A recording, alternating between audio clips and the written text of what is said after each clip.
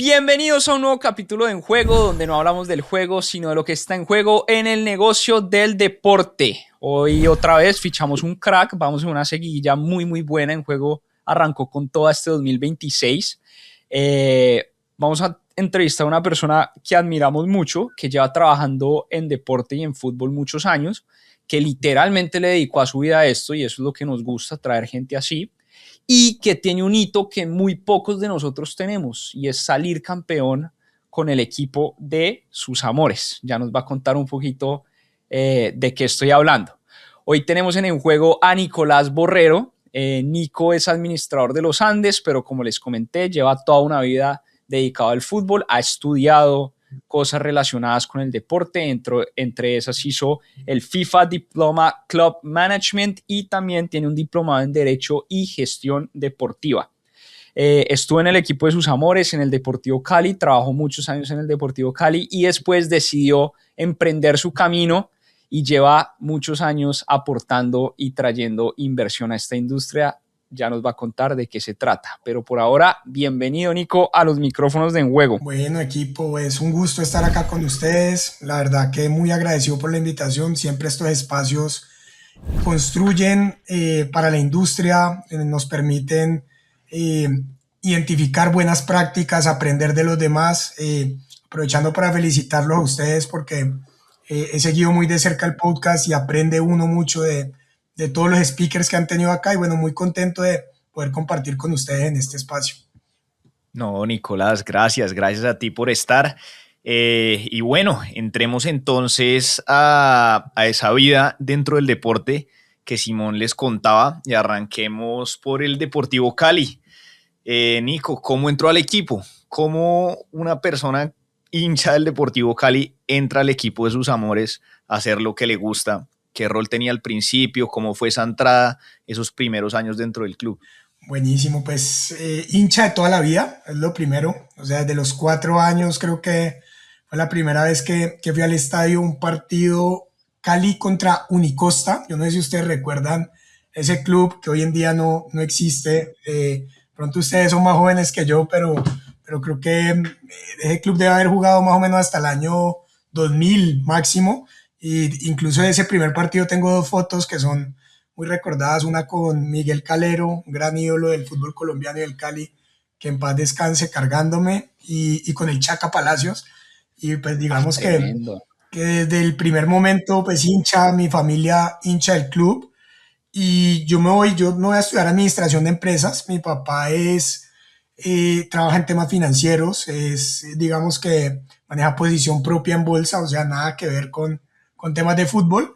Y cuando yo entro a la universidad siempre dije, no, pues seguramente lo natural será seguir los pasos de mi padre en la bolsa, y como en quinto semestre, yo viendo esas matemáticas en los Andes, cálculo integral, cálculo diferencial, yo empecé en economía, ¿no? Y yo decía, uy, esto como que pues interesante, pero como que no me apasiona, sufría mucho, digamos que con las materias, y como en quinto semestre, sexto semestre, empecé a decir, bueno, ¿y qué pasa si todo esto que se aprende en administración de empresas, en economía, porque también hice un minor en economía, uno lo empieza a aplicar a fútbol? Y entró a un curso que se llama, creo que era un diplomado de Derecho Deportivo, pero era muy de industria, y ahí digo, hay una gran oportunidad de aportar al fútbol colombiano desde una perspectiva, digamos que profesional, eh, tratando de, al final en los clubes, profesionalizar un poco todas esas áreas. Y ahí me empiezo a involucrar, y me empiezo a involucrar al punto que a los 3 días de tener la última clase, estaba entrando a trabajar al Deportivo Cali. Yo termino clases, suponete, no sé, un 10 de diciembre, el Cali estaba en un cambio de administración porque el Cali en ese momento era una asociación, y el 13 de diciembre estábamos entrando con la nueva administración a trabajar en el área de marketing. Yo empecé en el área de marketing, y bueno, una experiencia muy linda, 4 años, estuvimos ahí, digamos que involucrados prácticamente en todas las unidades de negocio. Creo que se hizo, digamos, con muy buen trabajo, y a pesar de las dificultades que tiene una asociación, que ya tendremos tiempo de profundizar, y creo que fue, digamos, que esa puerta de entrada a esta industria tan linda, que al final creo que la sensación que tenemos los que trabajamos en esta industria es que todos los días son días como de vacaciones porque nos levantamos con esa pasión a construir y a contribuir en esta gran industria. Nico, hablemos un poco, acá en el juego nos gusta hablar del negocio del deporte, de lo que hay adentro. Hablemos un poco de ese rol, de lo que es estar en el área de mercado y comercial de un equipo grande como el Cali, y explícanos un poco como, no tanto ese día a día, sino como esa estrategia de, bueno, tenemos una marca importante, único club asociación deportiva de Colombia, único club con estadio propio de Colombia, tenemos muy buenos activos, una cantera impresionante. ¿Qué salían ustedes a venderle a las marcas? ¿Cómo era ese proceso de maletear, conseguir marcas y que le apostaran y le creyeran al proyecto?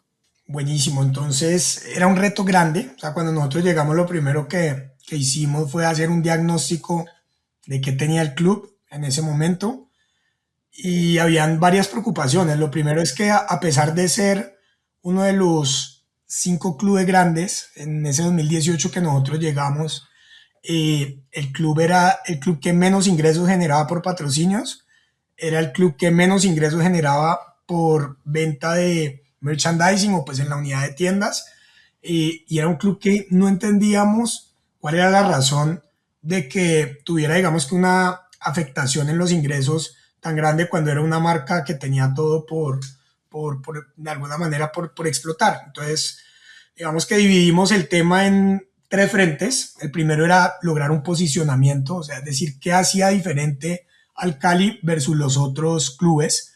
Entonces ahí, bueno, uno se ponía a ver, bueno, el que más títulos tiene, por ahí es Nacional en este momento, que más hinchada tiene o el que más asiste al estadio, en ese momento estaba Millonarios y Nacional, y el mismo América estaba en una coyuntura distinta, tenía muy buena asistencia al estadio. Identificamos como 3 pilares que hacían que el Cali se diferenciara del resto de clubes. El primero era que el Cali era el único club que tenía una infraestructura que podía ponerse a disposición de generar experiencias para las marcas y para los hinchas. Único club con estadio propio, único club con unas sedes sociales donde los hinchas podían, y en ese momento los asociados, asistir a los entrenamientos, las marcas construir experiencias. Ese era un primer diferencial, o sea, es un activo único ser el único club que tiene su estadio propio. Entonces empezamos a definir iniciativas de cómo empezamos a enamorar a las marcas del proyecto Deportivo Cali con esa oportunidad. El segundo pilar era, eh, básicamente, y tuve la oportunidad, esto lo cuento acá también, atándolo un poco con mi carrera en la universidad, la tesis de la universidad yo la hago del impacto social que generaban los clubes colombianos, y escogimos 2 clubes, Atlético Nacional y Deportivo Cali. Cuando me doy cuenta lo que hacía el Deportivo Cali con temas de educación, con alianzas con universidades, con todo el tema de casas canteranas, trayendo los pelados de la costa, como Rafa Borré, como Gustavo Cuellar, a vivir desde los 12 años acá, todo el tema de nutrición. Yo digo, esto es un tema que hay que salir a contarle al mundo y hay que buscar marcas que se enamoren también del proyecto social. Entonces, segundo pilar, el tema social. Y el tercero, que era algo más a desarrollar, que no lo tenía el Cali en ese momento, pero dijimos, vamos a hacer que el Cali sea el club más innovador de Colombia, con iniciativas que sean innovadoras desde lo digital, desde el manejo de las redes sociales, etcétera. Entonces, acá, por ejemplo, tengo una anécdota muy interesante. A nosotros nos cae la pandemia, pleno 2020, estadios cerrados, fútbol solamente 6 meses, y el reto ahí era mantener a los patrocinadores pagando lo mismo, a pesar de que la actividad se disminuía al 50%, de que no había público en los estadios, y monetizar al asociado y al hincha, a pesar de que no podían asistir al estadio. Ahí tuvimos, por ejemplo, una iniciativa que ganó muchísimos premios y logró unos resultados financieros increíbles de poder mantener los ingresos, que fue el estadio virtual, donde básicamente los hinchas adquirían su boleta en una plataforma, y en las pantallas del estadio salían sus caras cuando se conectaban por Zoom y podían comprar papeles y humo. Eso fue una iniciativa que trabajamos con Páramo. Un poco es otro tema de conversación muy chévere, y es cómo el entretenimiento, digamos que participa y permite que se empiecen a explotar las diferentes líneas de ingreso. Páramo fue un aliado muy, muy importante para mí mientras estaba en el Deportivo Cali. especialmente Juan José Pavón, que creo que tal vez lo conocen o lo han tenido acá, trabajamos muchas iniciativas con él y bajo esos tres pilares fue como definir ese nuevo posicionamiento estratégico que iba a tener Cali y salir a buscar a las marcas, venga que el Cali no es pautar en un espacio en la camiseta, sino venga, participe de este proyecto y de este posicionamiento que tiene el club. Ese fue como el primer tema. Luego, claramente, llegamos a hacer un due diligence de todos los aspectos jurídicos, los contratos que habían, qué derechos estaban comprometidos cuando llegamos, el tema de las vallas LED, el tema de las propiedades del estadio, tener unos compromisos con unos terceros, renegociación de contratos, renegociación también con el proveedor técnico de ese momento y fue un proceso de 4 años donde todos los años logramos crecer los ingresos hasta 2022 que salimos de la institución y bueno, digamos que mi relación con el Cali es para siempre y hemos estado, digamos que ahí acompañando a las diferentes administraciones y muchísimo el proceso, que creo que es uno de los temas que vamos a abordar ahora, muchísimo el proceso de conversión de asociación civil a sociedad anónima, donde creo que pues en el Cali hicimos un muy buen trabajo en marketing, pero yo siempre lo digo que el legado más grande que le hemos podido dejar al Deportivo Cali han sido, digamos que los cimientos para que pueda llegar un gran grupo inversor y, y de alguna manera poder manejar el club de una forma diferente, con capital, con planeación a largo plazo y eso es lo que más orgulloso al final me hace sentir de haber participado de ese proceso, de esas autorizaciones, de esas asambleas, de abrir esa primera conversación. Sí, yo creo que un legado no solo en el Cali, sino en el fútbol profesional colombiano. Eh, Llegaron para ser disruptivos y pues increíble todo lo que está pasando ahorita en el Cali, ya hablaremos un poco más del tema. Eh, pero Nicolás, yo te quería preguntar un poco, nosotros aquí tuvimos al director de patrocinios en Fortaleza y también nos contaba un poco de cómo era salir a buscar patrocinios para su equipo, ese pitch comercial que tenían, pero me gustaría entender cómo es esa relación con la parte deportiva, porque claro, está el área comercial, el área de mercadeo, pero pues si no se ven los resultados, me imagino que tiene un impacto muy grande. ¿Cómo es esa relación entre la dirección deportiva y las áreas de mercadeo y comercial para que pues estén encaminados por el mismo lugar o son completamente independientes? ¿Cómo se manejaba eso en el Cali? Buenísimo. Entonces les voy a contar un poquito cuál era el rol del Departamento de Marketing Comercial y Comunicaciones dentro del Deportivo Cali, para que pues, la gente también pueda entender un poquito cuál es ese rol, porque la gente escucha marketing y piensa, no, es solamente patrocinios. Y nosotros en el Cali se estructuró un plan estratégico entre 2018 y 2021, donde básicamente el club se dividió en unidades de negocio, unidades estratégicas de negocio. Entonces, habían 5 unidades estratégicas de negocio que después terminaron siendo 7. Estaba el primer equipo, el estadio, las sedes sociales, las tiendas, la academia, la cantera y después sale, digamos que una última que es el equipo femenino. El objetivo un poco de eso era que cada unidad estratégica de negocio tuviera un PIG independiente, un flujo de caja independiente y unos indicadores que permitieran de alguna manera hacer seguimientos y poder ver pues que las estrategias que se están plasmando estuvieran funcionando. Y el área de marketing comercial y comunicaciones que trabajábamos muy de la mano, básicamente su rol era trabajar transversalmente a todas esas unidades de negocio, era ayudar a cada líder de cada unidad de negocio a definir unas estrategias y a generar recursos y a generar valor a través de esas estrategias. Entonces trabajábamos muy de la mano con todas las unidades de negocio, incluida el área deportiva. Y es un tema bien interesante porque cuando tú vas a ver el PIG de un club como el Deportivo Cali, pues el principal ingreso en los últimos 15 años ha sido la venta de jugadores. Y ahí la gente dirá, pero ¿y qué tiene que ver el área de marketing con eso? ¿No? Claro que tiene que ver porque hay una estrategia detrás de posicionar bien la cantera, de posicionar bien al jugador para el mercado del exterior, para los mercados, digamos que compradores. Entonces nuestro rol iba mucho más allá de simplemente gestionar relación con patrocinadores, era sentarnos con cada área y definir unas estrategias de posicionamiento de la marca, de generación de recursos, de generación de valor y trabajamos con cada una de las áreas en estadio, bueno, qué proyectos hay, desde lo inmobiliario, desde cómo las marcas participan también, digamos que de ese ecosistema, en las sedes, cómo podemos crecer el número de miembros o pues en su momento lo que eran asociados, en la cantera, cómo generamos recursos vía donaciones, cómo generamos recursos de patrocinadores que solamente sean de la cantera, en fútbol femenino, igual, qué pretemporadas, qué podemos hacer para fútbol masculino y femenino para generar recursos para el club. Entonces era un trabajo muy amplio, donde nos relacionábamos con todas las áreas y claramente el área deportiva pues era completamente trascendental porque es el producto principal al final y el core business del club y es lo que al final vas a vender.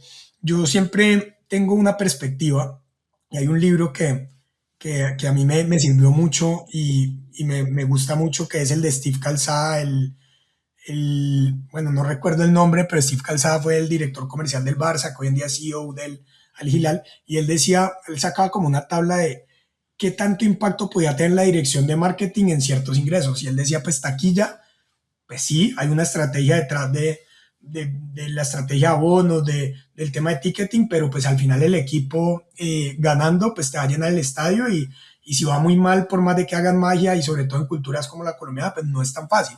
Mientras que en otras líneas de ingreso había, digamos, que un impacto superior por parte del departamento de marketing, pero la respuesta es casi que nuestro rol era trabajar con todas las unidades de negocio y con el área deportiva había una relación muy cercana porque pues al final tienes que trabajar con quien maneja el core business para las actividades, para posicionar bien, digamos que esos jugadores que posiblemente van a salir en venta y trabajamos muy de la mano con todas las áreas. Claro, en estos días leía también en LinkedIn un personaje que trabaja en la industria que decía algo que me pareció muy cierto y es que en últimas pues todos estos son clubes de fútbol y no hay mejor campaña de mercadeo que al equipo le vaya bien. Yo lo cambiaría un poco, yo tengo la teoría de que el área de marketing y de patrocinios de un equipo, su labor es tratar de atajar cuando al equipo no le va tan bien y mantener como ese nivel de ingresos y cuando al equipo le vaya bien, tratar de aprovechar ese impulso y aprovechar ese impulso comercial y totearla. Nico, ya entendimos el paso por el Cali. El Cali pues siempre ha sido una institución bandera en Colombia. Obviamente pues todos sabemos los problemas que tuvo por todo el tema de ser asociación deportiva, pero me voy a saltar un poquito y quiero entender el después e irme directo a la compra del Cali. Y quiero que usted nos explique, Nico, todo ese proceso de compra del Deportivo Cali desde el lado del negocio, entendiendo primero que nos explique qué fue lo que hizo el Cali de cambiarse de asociación a una sociedad anónima y de ahí en adelante cómo es un proceso de un fondo extranjero que viene a Colombia, se fija uno en equipo, quiere comprar un equipo y todo ese proceso hasta que lo logra comprar, que sabemos que usted estuvo muy involucrado dentro de lo que fue la venta del Cali. Buenísimo. Entonces, les voy a contar un poquito como la cronología de los hechos para ir viendo paso por paso.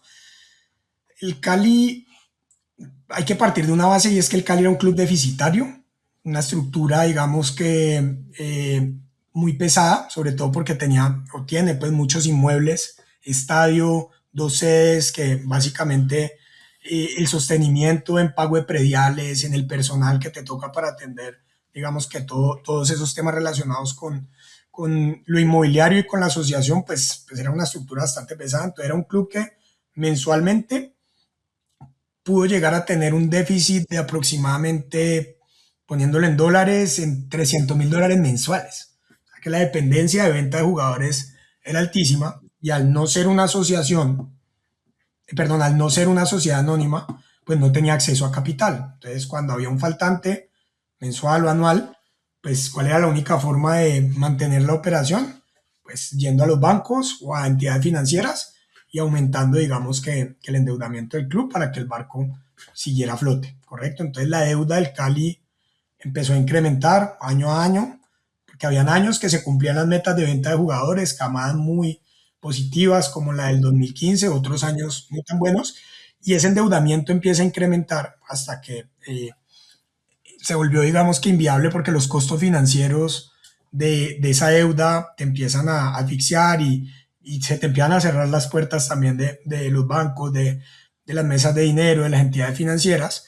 Y en 2020 es donde se lleva a cabo la primera discusión.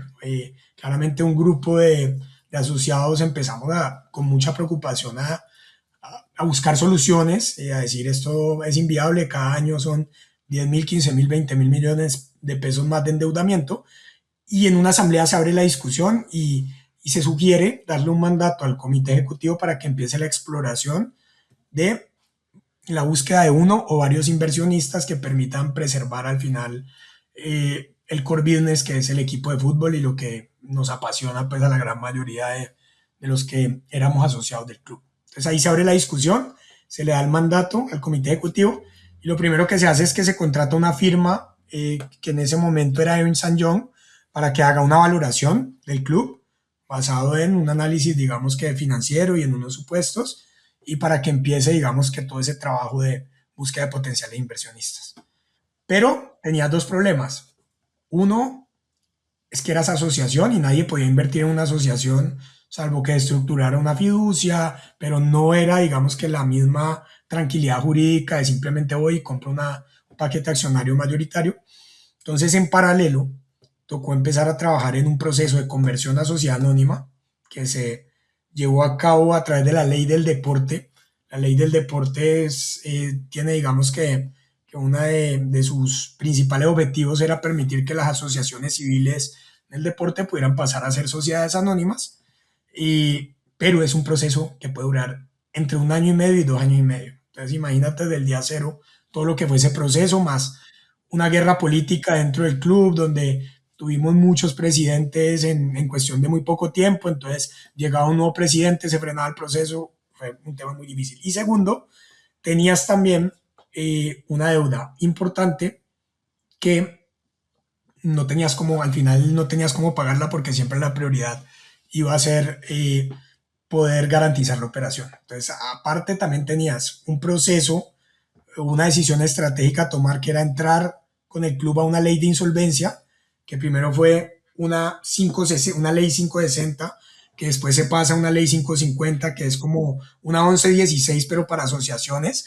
y te tocaba lidiar con una negociación con los acreedores, blindar al club para que a pesar de no pagar esas acreencias, los acreedores no pudieran embargar el club. Y cuando te hablo de deudas, eran deudas con la DIAN, deudas con la UGPP, deudas hasta el IVA, o sea, temas muy complejos que si no los pagabas o no estabas blindado en una de estas leyes colombianas, pues se te iba a complicar bastante. Deudas con jugadores, que ahorita, por ejemplo, la FIFA reglamenta, creo que hace un par de años, que los clubes que estén en leyes de insolvencia dentro de sus países quedan blindados de que si no pagan una deuda a un jugador pueden seguir inscribiendo jugadores. Entonces, al final, el proceso del Cali fue: salgamos a buscar inversionistas, hagamos la valoración, pero también en paralelo blindemos al club a través de un proceso de insolvencia y en paralelo trabajemos en todas esas asambleas y toda esa rigurosidad jurídica que se requiere para lograr esa conversión. Entonces fue un proceso desde 2020 hasta 2025 que se cierra, digamos que ese acuerdo. Pasaron 3 firmas, Ernst Young no fue la única, de Ernst Young pasamos a Deloitte, de Deloitte pasamos a EGIA, que claramente había mucha, digamos que turbulencia dentro del proceso, cambios administrativos, cambios de junta, muchísimos temas, muchísimos factores que al final le hicieron que se demorara, pero en 2025, digamos que ya con la conversión andando es cuando llegan unos proponentes finales a presentar unas propuestas inicialmente no vinculantes, luego vinculantes, y se termina, digamos que aprobando por una mayoría en asamblea, uno, la conversión a sociedad anónima, y dos, la aprobación de esa oferta por parte de IDC. Oiga, Nico, esta pregunta va a ser un poco escandalosa, pero de verdad me da mucha curiosidad porque usted habló que este proceso arrancó en 2020 con en Cali ya en una crisis financiera grande y hasta apenas en 2025 se dio pues la venta del equipo, pero ¿a cuánto estuvo el Cali de verdad pasar un embargo de los bancos o de una liquidación? No va a decir desaparecer porque suena un poco fuerte, pero ¿a cuánto estuvo el Cali de verdad no ser sostenible y no poder jugar y enfrentarse a un embargo por parte de las instituciones financieras? No, pues muy buena pregunta y te diría que embargados estuvimos muchas veces. O sea, yo creo que el Cali estuvo embargado muchas veces y lo más, o sea, yo creo que hubo dos momentos coyunturales muy críticos para el club.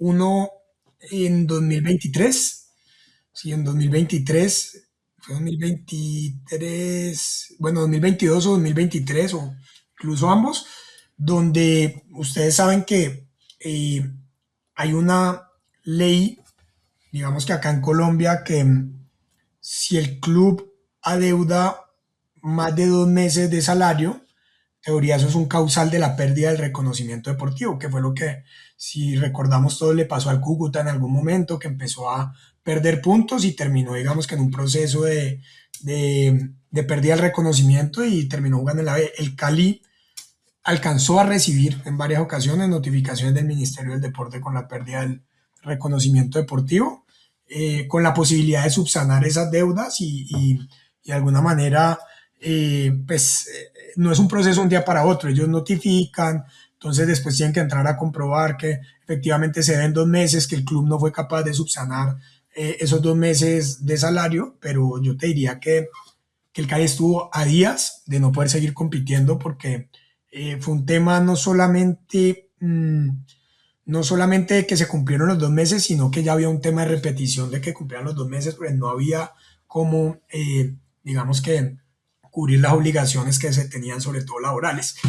Se hizo una tarea muy ardua y ahí participó mucha gente de todos los comités ejecutivos que pasaron por la institución y los patrocinadores fueron claves, porque en los momentos donde el Cali estaba a punto de perder el reconocimiento de que ya le decían, vea, si no paga, va a perder los 3 puntos. Y no solamente perder los 3 puntos, es que estábamos peleando descenso. Entonces imagínense uno peleando descenso en un equipo grande, perdiendo 3 puntos, era sentenciarse a irse a la B, que para el hincha del Cali haber descendido podía ser peor que la misma desaparición por todo el condimento que había con el rival de patio y todo. Entonces imagínense perder puntos en esa pelea. Entonces los patrocinadores ahí aparecieron en los momentos más críticos a decir, listo, nosotros adelantamos unos recursos o renovamos los contratos y vamos a poner unos recursos para por lo menos, digamos que mantener el barco a flote. Y ahí marcas como Colombina, como Harinera del Valle, como W Play en su momento, muchas empresas, digamos JGB que se sumó también después, muchas empresas vallecaucanas, otras no vallecaucanas, aportaron muchísimo en mantener el barco a flote, en poder llegar vivos al momento en que llegara, digamos que un grupo inversor, y fueron gestiones titánicas de gimnasia financiera, de ver qué flujos se adelantaban a tasas altas, eso sí hay que decirlo seguramente porque pues, el riesgo Cali era un riesgo alto, entonces si un patrocinador adelantaba seguramente el costo de oportunidad era tener que renovarlo a un valor de pronto un poco menor, pero siempre estuvieron ahí aportando y tirándole un salvavidas al club. No, y gracias a Dios porque hubiera sido una tragedia para el fútbol colombiano que un equipo como el Deportivo Cali pues hubiera enfrentado un embargo o que le quitaran el reconocimiento deportivo. Pero nos habla Nico de esa tarea titánica de mantener el club a flote, de cambiar los estatutos para que por fin se volvieran una sociedad anónima. Pero entonces pasemos al siguiente paso. Llega este fondo, IDC Network, ya conocido en deporte, se fijan en el Deportivo Cali, saben quién los acerca a ellos, cómo funciona esa negociación y sobre todo desde un lado netamente financiero, porque nosotros somos obviamente muy colombianos y entendemos lo que es el Deportivo Cali, le tenemos cariño al equipo, lo que le ha dado al fútbol, pero cuando llega un fondo, obviamente lo primero que ellos quieren ver es, oiga, ¿y a futuro qué? O sea, ¿yo qué le voy a sacar a esto? Entonces, ¿cómo se hace el proceso de negociación? Sobre todo entendiendo que el fondo que agarrara al Deportivo Cali, pues iba a agarrar una institución con muchas obligaciones financieras. Total, total. Entonces, lo primero es manifestar que digamos que mi rol en todo este proceso fue ya como asociado y como doliente del club, como hincha, estar pendiente de qué pasaba, porque yo ya estaba, digamos que por fuera del Cali, o sea, nosotros estuvimos en esa fase uno que fue la aprobación, la fase 2 la acompañamos ya más desde afuera, muy pendientes de poder dar una mano en un momento muy difícil, primero para mantener el barco a flote y segundo como asociados, digamos que dando una pelea política también adentro para convencer a los otros asociados de que al final este era el camino y la única forma de salvar el club y de que el club pudiera escalar, porque no era solamente salvarlo, sino de tratar de que el club a mediano plazo pudiera tener y a largo plazo pudiera tener un horizonte diferente. Entonces, básicamente habían tres componentes que tenían que darse para que la negociación saliera adelante. Uno, un acuerdo de acreedores aprobado, porque si al final el Cali, con una deuda de 117 mil millones, que mal contados son 30 millones de dólares, 28 millones de dólares, pues estaba en manos de los acreedores, porque si los acreedores decían, no, yo no voy a llegar a ningún acuerdo con usted, pues el Cali no iba a poder pagar y iba a llegar, digamos, con un liquidador a decir el club se va a liquidación, cogemos los activos, los administramos, los vendemos y le pagamos a los acreedores y el Deportivo Cali desaparece, como han desaparecido muchas compañías en Colombia. Entonces eso era lo primero. Lo segundo era lograr la conversión a sociedad anónima, porque ningún grupo de inversión iba a meter un plata en una asociación para que la administrara la asociación, que pues al final no es decir, quien pone la plata quiere poner su equipo de trabajo, poder administrarla y adquirir un paquete accionario, porque no solamente le está apostando, digamos, o ni siquiera no le está apostando a un tema de dividendos o de una explotación temporal, sino que hoy en día la mayoría de inversiones en el fútbol y sobre todo estos fondos es apostarle a una valorización digamos, que de su inversión y del club que está adquiriendo o del multiclub que está adquiriendo. No es que va a sacar dividendos todos los años, así va a recuperar la inversión. No, porque sacar dividendos es muy difícil. Entonces eso era lo segundo, tener una conversión ya lista y digamos con una estructura jurídica lista para recibir inversión. Ese era el segundo componente. Y el tercero era tener un oferente serio, con capacidad económica y que generara la confianza también a los acreedores para que los acreedores aprobaran ese acuerdo. Entonces se tenían que juntar tres componentes que al final se terminan juntando y ahí participa, digamos, que una firma que era la encargada o sea, hubo tres grupos de abogados diferentes trabajando este proceso. Un grupo era el que manejaba el acuerdo de acreedores, Cañizales. Otro grupo era el que manejaba la conversión, Colmenares, que ha manejado la conversión del Pasto y de muchos equipos muy buenos y muy conocedores del tema. Y el otro grupo era el que hacía de alguna manera como todo el due diligence de los inversionistas y el que hacía el enlace entre los inversionistas y la asociación para lograr la negociación. Esos tres grupos de abogados les tocó trabajar juntos para sacar adelante el tema. Y el cuarto punto que también tenía que darse era convencer a los asociados de que tenían que aceptar la propuesta, porque así piensen que es imposible. El proceso tuvo enemigos, habían asociados que pretendían o pensaban que como asociación y el Deportivo Cali iba a prosperar, que nunca dimensionaron el riesgo institucional que hubo de una pérdida de reconocimiento deportivo, de una liquidación, de un descenso. Entonces, también fue un tema político. Entonces, cuando esos cuatro factores, digamos que se alinean y se encuentra, digamos, con un grupo que generaba la confianza tanto en los asociados como en los acreedores, como en la junta directiva, pues al final, digamos que se logra sacar adelante en una asamblea la aprobación de la oferta y todos, digamos, que las aprobaciones jurídicas que se requerían para poder digamos, que sacar adelante la negociación. Ya. Nicolás, y listo, se da esta compra muy importante, el Cali respira un poco más. Ahora, ¿cómo cambia el modelo? ¿Cómo cambia el funcionamiento dentro del club? ¿Qué pasa en la parte deportiva, en lo gerencial? ¿Cuáles son como esas proyecciones a corto y a largo plazo que tienen postventa? Me imagino que muchos hinchas del Cali les interesa como entender ahora cómo es el funcionamiento del club después de que se da esto. Buenísimo, entonces pues yo creo y estando desde afuera, pero digamos que siempre pendiente de nuestro club, y yo creo que cambia, la dinámica cambia. Yo me voy a quedar con una frase en el diploma de FIFA, tuvimos la chance de compartir una conferencia y una charla con Ferran Soriano, que estuvo en el Barcelona, que era asociación, y después estuvo en el City, que era sociedad anónima. Y él decía, en una asociación es 70% política y 30% gestión, mientras que en una sociedad anónima es 100% gestión. Y yo creo que ese es el principal cambio que ha tenido el Deportivo Cali. Tenemos un grupo inversor que ya puede pensar a mediano y a largo plazo, que las decisiones que toma hoy en cuanto a sus inversiones, miran si son estratégicas, pensando en los siguientes años, si van a tener un retorno, si van a generar valor para el club.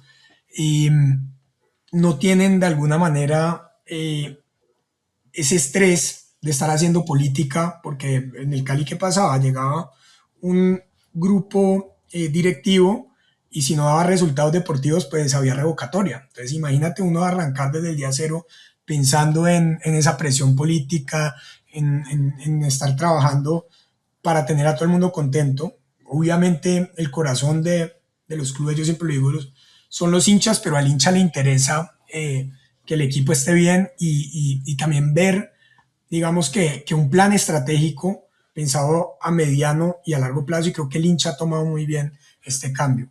El hincha está ilusionado, el hincha sabe que hay una transición, el hincha sabe que es un tema de planificación.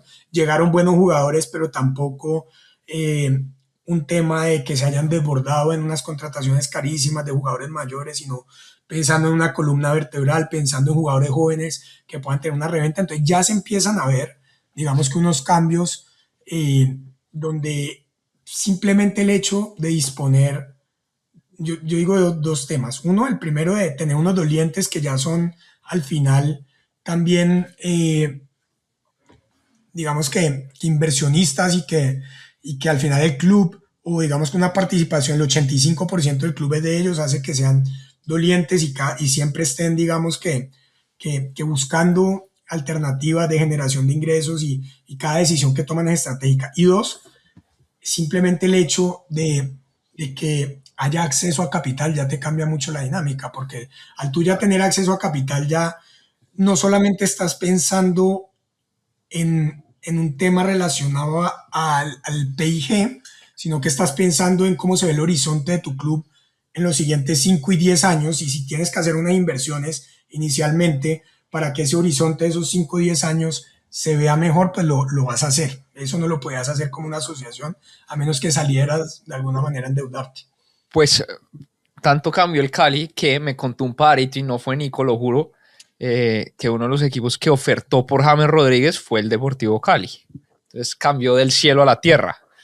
Y no fue Nico el que me contó. Que ¿No? Y no se me hace descabellado porque al final un grupo de inversión, y aquí podemos hablar del ejemplo de Falcao. O sea, el ejemplo de Falcao es una decisión, además de pasional y deportiva, por lo que puede aportar Falcao, es una decisión también estratégica que toma Millonarios de cara a posicionar mejor la marca Millonario y generar unos ingresos adicionales para recuperar una inversión, y lo que ha generado Falcao no solamente en Millonarios, sino en el fútbol colombiano, es algo impresionante. Entonces no se me hace para nada descabellado que, conociendo el perfil de los nuevos propietarios del Cali, por lo menos hayan hecho el análisis de un jugador de esta índole, porque la única manera de recuperar una inversión de un jugador no es solamente vendiéndolo. Si tienes una estructura de marketing lista, que era lo que hablabas ahora de hay que estar listos para un momento importante deportivo, pero si tienes una estructura lista para salir a vender camisetas, para llenar el estadio, para generar ingresos por membresías, para definir, digamos, que un plan estratégico para generar, digamos, que esos recursos, pues son inversiones que van a tener un retorno, y que como tú tienes un acceso a un capital o la posibilidad simplemente de levantar el teléfono y de buscar, digamos, que una alternativa de liquidez, pues esa es una decisión que vas a poder tomar ya pensando más a largo plazo y no en el impacto que va a tener inmediato, ¿no? Sí, ya mucho más enfocados en el proceso. Y Nicolás, también queríamos preguntarle si este modelo, pues que la verdad es bastante interesante y cada vez se vuelve un poco más popular, cree que se va a empezar a replicar un poco con otros equipos en el FPC. Vemos muchos equipos que casi siempre están sufriendo un poco con la cantidad de capital, con deudas, con no pagarle los salarios a los jugadores. ¿Cree que este modelo se va a empezar a replicar, que se va a volver un poco atractivo para los inversionistas? ¿Qué cree que puede pasar ahí? Buenísimo. Yo creo que venimos viendo o venimos recibiendo muy buenas noticias para el fútbol colombiano. O sea, tenemos el caso de Atlético Huila, que ahora es Jumbo, y con Michel Deller y el grupo inversor eh, ecuatoriano y que también tiene capital colombiano, muy profesional. Todos conocemos lo que han hecho en Independiente del Valle, ya siendo parte del fútbol colombiano con un gran proyecto. Tenemos el caso de Inter con el grupo de Sam Porter y Tailis y bueno, todo digamos que este grupo de influenciadores y artistas y jugadores que hacen parte de este fondo. Sam Porter, eh, CSO de Apolo, uno de los principales fondos tanto de deuda como de equity en deporte, o sea que un actor muy grande y muy trascendental, siendo propietario de un club acá en Colombia. Tenemos, no dejaría a un lado el caso de Millonarios es de los primeros que tuvimos con Amber, un fondo internacional, también multiclub, que ha venido, digamos que trabajando en temas muy interesantes, que le ha dado mucho orden a cómo se gestiona Millonario. Entonces ya son varios casos donde tenemos participación de capital internacional y un modelo de gestión, digamos que diferente a lo que venía ocurriendo en el fútbol colombiano.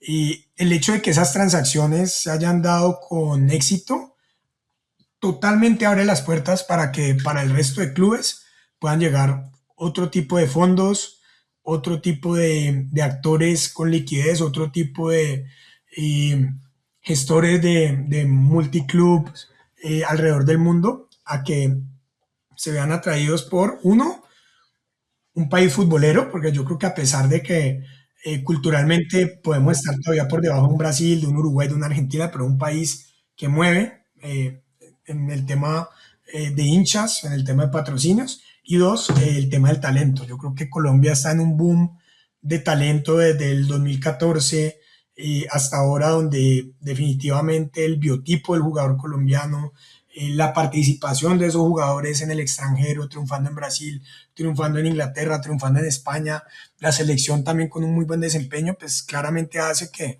dentro de la estructura multiclub y la estrategia deportiva sea muy interesante tener una pata acá en Colombia. Sumado a Pues eso tenemos también el tema de la negociación de los derechos de televisión, ¿no? Que seguramente hay una expectativa de que incremente el valor de los derechos y eso hace que posiblemente haya una especulación con los precios de los clubes, pero también que los grupos internacionales estén viendo una oportunidad de generar valor también a través de ese cambio en esa negociación o de ese incremento de esa negociación. Pues de hecho el vecino del Cali, el América, el mismo Tulio salió a decir que estaba listo para vender el equipo. Entonces yo creo que eso también es una consecuencia de lo que viene pasando y yo creo que vamos a ver varios de estos fondos entrando al fútbol colombiano. Nico, hablemos ya de usted post Cali. Sí, usted es un emprendedor en deporte, se ha dedicado a esto toda la vida, ha montado empresas relacionadas al deporte. Y le vamos a preguntar como sobre esas diferentes cosas que ha hecho usted, tanto con Vision Corp como con Sports Crowd. Pero antes de eso, yo sé que usted ha estado involucrado en un negocio que me parece muy interesante. Ya hablamos del lado del equity, ¿sí? Donde se recibe inversión de capital de fondos que vienen y compran acciones de los equipos digamos, se quedan con el manejo de los equipos, pero también estamos viendo fondos y personas que financian la deuda y se están metiendo con instrumentos de deuda en el negocio del fútbol. Explíquenos usted cómo funciona esa vaina, de dónde sale esto. Buenísimo, buenísimo. Pues yo creo que hay que partir de una premisa y es que el 75% de los clubes aproximadamente tienen problemas de liquidez, 25 tienen sus dueños, un flujo de caja eficiente, pero gran parte de los clubes y sobre todo en Latinoamérica tienen problemas de liquidez.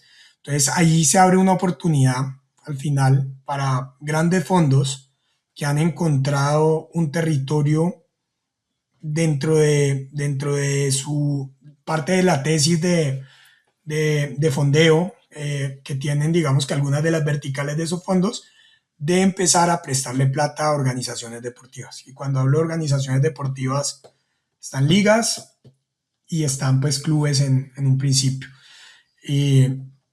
Vemos fondos muy grandes como Apolo, como Ares, como CBC, que han hecho créditos a la Liga Española, que han intentado hacer créditos a la Liga Mexicana. Pero en el caso de Latinoamérica, digamos que al ser, digamos, que un mercado atípico y difícil de entender, no solamente en el negocio del fútbol, sino en muchos temas, para estos fondos grandes termina siendo difícil entrar con créditos a esos clubes y a esas ligas. Uno, porque el riesgo Latinoamérica, el riesgo político, el riesgo de cada país es, digamos que importante. De pronto sacando Brasil, que yo digo Brasil es otro continente en muchos aspectos. Y dos, porque son deals muy pequeños para ellos. O sea, son fondos acostumbrados a hacer deals de $1.000 millones y no deals de $20 millones, que para nosotros es un montón, pero para ellos no. Entonces, dentro de esas necesidades de las ligas, y acá puedo hablar de ligas como la colombiana, como la ecuatoriana, como la peruana, las ligas centroamericanas, de tener una liquidez, sea a través de la liga, o sea, un club que requiere, digamos, que renegociar su deuda y tener un capital de trabajo para continuar su operación, es donde se abre una puerta para muchos fondos, de pronto medianos, de estructurar diferentes operaciones de crédito. Entonces, estamos viendo muchos fondos que prestan plata hacen factoring de venta de jugadores, por ejemplo. Entonces, un jugador que ya ha sido vendido de Colombia a la MLS, el pago es en 3 cuotas, le adelanto con un descuento financiero ese recurso.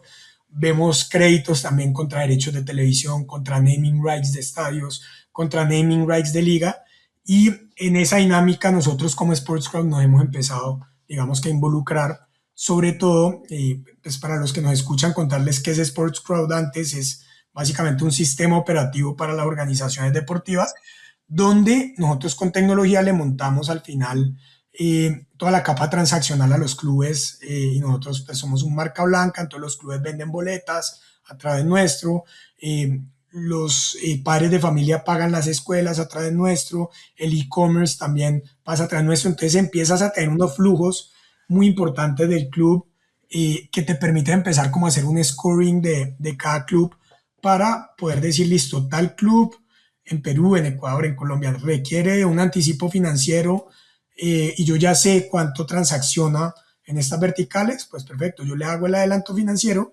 y con esas verticales, con una funcionalidad que tenemos que es un split, lo que hacemos es que en la medida en que se va recaudando, se van haciendo los abonos a intereses y a capital,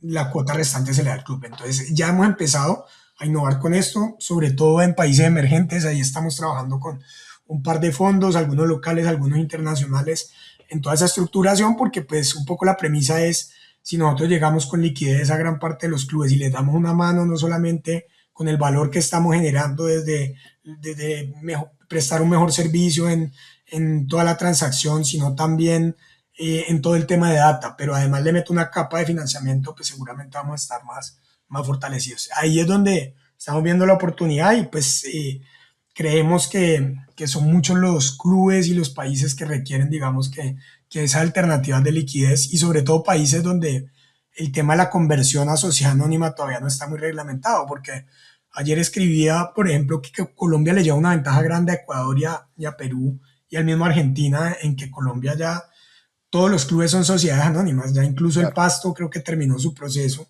mientras que en Ecuador no pueden ser sociedades anónimas todavía. En Perú, quien maneja los clubes son los acreedores, que tienen el 51% de las acreencias. Si tú quieres manejar un club en Perú, tienes que adquirir el 51% de las acreencias, y por eso vemos que en Universitario, en Alianza, hay tanto cambio de management, porque se vuelve, digamos que, parte de la estrategia comprar acreencias para tener el management del club. Argentina, pues ya hemos visto toda esta pelea entre el gobierno nacional y AFA de cara pues a esta posibilidad de recibir inversión dentro de los clubes. Entonces Colombia tiene la delantera en eso, y segundo, pues como hay muchos países que no lo tienen reglamentado, pues vuelve y juega. Es la misma situación del Cali.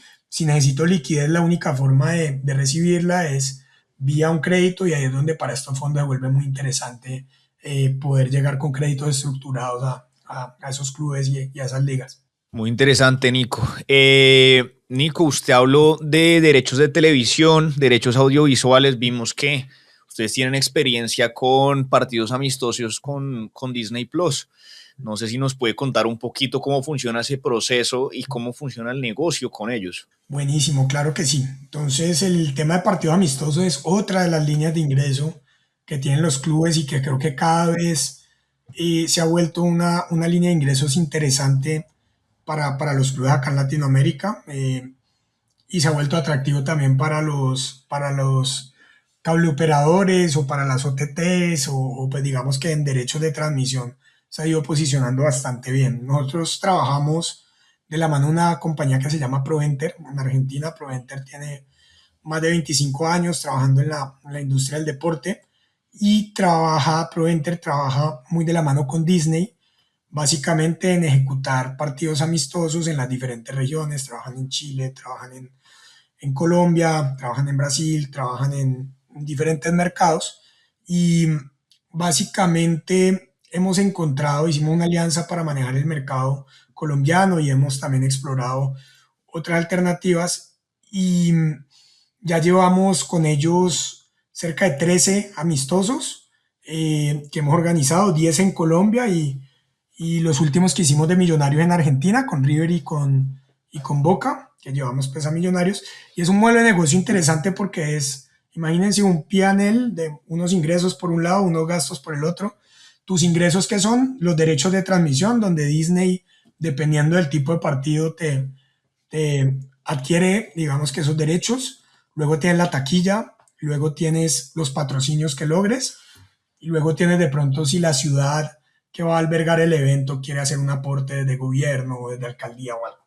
Y luego en los gastos tienes los fees que le debes pagar a los clubes, toda la operación de los estadios, todos los impuestos de los estadios y todos los gastos operativos de viaje y de viáticos, el traslado de 45 personas, el hotel 10 días, más toda la alimentación, el transporte terrestre, más el fee del club. Entonces es un negocio donde te toca hacer un negocio muy finito, donde te toca ser muy estratégico en cuáles son tus ingresos, cuáles son tus gastos y tratar de que al final los números den positivos y ha sido, digamos, que una experiencia muy interesante. Hicimos el triangular en Bogotá en enero de 2025, hubo Millonarios, América Melgar. Ahorita hicimos 2 partidos acá en Colombia, Once Caldas Cali y América Once Caldas. Trajimos al Caldas para hacer la pretemporada acá. En Manizales hicimos también 2 partidos, Once Caldas Nacional y Once Caldas América. Habíamos hecho uno América Pereira también y ahorita con Millonarios fue una experiencia muy interesante, que lo llevamos a Uruguay y lo llevamos a Buenos Aires con un modelo de negocio diferente. Cada partido es distinto porque hay partidos donde uno es el que opera el estadio, otros que simplemente tú llevas el rival y el mismo club hace la operación y vas bajo un modelo de revenue share. Entonces, en el caso de Boca, por ejemplo, Boca, la Bombonera siempre la va a operar Boca. Entonces, son modelos de negocio diferentes donde se trata de ajustar las diferentes fichas para al final por lo menos salir en números negros y no salir en números rojos.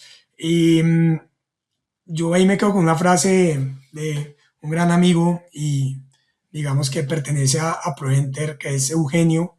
Para mí es una de las personas que más sabe el tema de partidos amistosos y es que armar un partido amistoso es un rompecabezas, porque te toca que los dos técnicos estén de acuerdo en jugarlo, que el estadio esté disponible, que la fecha coincida, que a quien te va a comprar los derechos le guste el partido para comprártelos y que la gente vaya al estadio. Entonces son cantidad de condimentos que te toca alinear y de 15 intentos te sale uno, y el que te sale pues hay que desarrollarlo. Entonces es un arte organizar esos partidos y bueno, ahí aprendiéndole, digamos que a esta gran compañía que lo han ido haciendo muy bien y hemos logrado hacer algunas cosas en Colombia y generarle valor a los clubes desde otra línea de ingreso que de pronto no muchos están desarrollando, ¿no? No me imagino lo que tuvo que haber sido armar ese rompecabezas entre Riquelme, Hernán Torres, Gallardo, River, Boca, Millonarios. Eso tuvo que haber sido interesante. Oiga, me ha encantado este episodio porque hemos aprendido de inversión Sí, en fútbol, de financiamiento en fútbol, de derechos de televisión, de fan engagement a través de Sports Crowd. O sea, yo creo que todo el que quiera entender de esta industria, este episodio le va a encantar. Nico, hemos recibido información muy valiosa que agradecemos mucho. Lastimosamente se nos está acabando el tiempo. Y siempre cerramos con una pregunta para todos nuestros invitados. Yo sé que Nico, usted es una persona que lo sigue mucha gente, lo conoce mucha gente, que es un modelo a seguir para mucha gente. Entonces, un consejito para esa nueva generación que está estudiando administración, ingeniería, economía, bueno, la carrera que sea, pero que sueña algún día meterse a la industria del deporte. buenísimo. Es una industria lastimosamente y sobre todo en nuestro país y es algo que debe cambiar, que es cerrada. Yo creo que ustedes lo han visto y a veces es difícil que las estructuras dentro de los clubes, a pesar de que ha ido cambiando un poco esa visión de gestión dentro de clubes y en parte también por nuevos dueños que llegan también a las instituciones o por clubes que van modernizando su estructura eh, para no quedarse, digamos, que relegados en lo que pide hoy la industria. Eh, pero a pesar de que es cerrada, siempre mi consejo es no perder, o sea, seguir perseverando, no darle pena de escribirle a alguien, porque a uno lo pueden ignorar. A mí me pasaba con las marcas cuando recién llegué al Cali, yo le escribía a todo el mundo y una cita para un patrocinio y te ignoraban 10, pero salía una reunión. Y en esa reunión puede estar, digamos, que esa oportunidad de entrar dentro de la industria. Mm, Ese sería mi primer consejo, o sea, perseverar, escribirle a la gente, si hay un conocido, pedirle una reunión para tomarse un café, para entender por dónde uno, digamos, que puede irse metiendo e ir aprendiendo. No, no solo es meterse, que muchas veces eh, para entrar a esta industria a uno le toca al principio trabajar gratis. O sea, yo me acuerdo cuando yo estaba en Bogotá que me metí voluntario con los de Nuevo Fútbol para ir a recoger en mi carro a los speakers que venían. Entonces me fui yo en mi carro y recogía a Juan Pablo Pareja de Universidad Puro amor al Católica, arte. Alejandro Petersen, que en ese momento era el director de marketing de Rosario Central, antes de ir a AFA. Y son relaciones que quedan de por vida. O sea, esa persona se acuerda quién fue que lo recogió ese día y son 45 minutos que uno tiene para charlar. Entonces es como Claro. buscar esas oportunidades, que no siempre la primera oportunidad es tener digamos que una vacante a la que uno aspira, sino conocer gente, generar confianza en la gente y de esa manera empezar a buscar esas oportunidades donde claramente en algunos momentos va a tocar hacer sacrificios. Yo creo que la industria del deporte no es la industria que mejor paga, eso es una realidad. O sea, si usted quiere de entrada empezar a ganar plata, pues mete por el lado del sector financiero, por el lado de una multinacional. Seguramente los salarios son más altos, pero es un tema apasionante y que en la medida en que uno vaya construyendo su camino y generando confianza, tiene muchas oportunidades y oportunidades también de generar impacto, ¿no? Es un deporte que desde lo social hay mucho por hacer también. A mí me encanta el tema social, ayudar. Digamos que ahora, por ejemplo, tenemos un proyecto donde le ayudamos a los jugadores a manejarle sus temas financieros. Ahí venimos trabajando mucho con Andrés Ginás, que es un referente en el fútbol colombiano, pero no solo referente por lo futbolístico, sino por lo que se ha capacitado para ayudar también a otros jugadores en sus inversiones. Lo trabajamos mucho también con Tomás Sarmiento, eh, con el que tenemos muchos proyectos juntos y tiene muchos jugadores y les estamos empezando a ayudar. Bueno, venga, usted se empieza a ganar un recurso, venga, inviértalo bien, porque creo que también a través del fútbol hay un componente social muy importante de poder transformar vidas. Creo que eso, sin duda alguna, también es parte de lo bonito que tiene esta industria. Entonces, retomando el consejo, es perseverar y no rendirse, pues que en algún momento se va a abrir la oportunidad de poder trabajar en la industria. Bueno, pues yo creo que estamos viendo una tendencia, Simon, en esos consejos que nos dan nuestros invitados, mantenerse muy perseverantes, muy curiosos. Y nada, ahí tienen.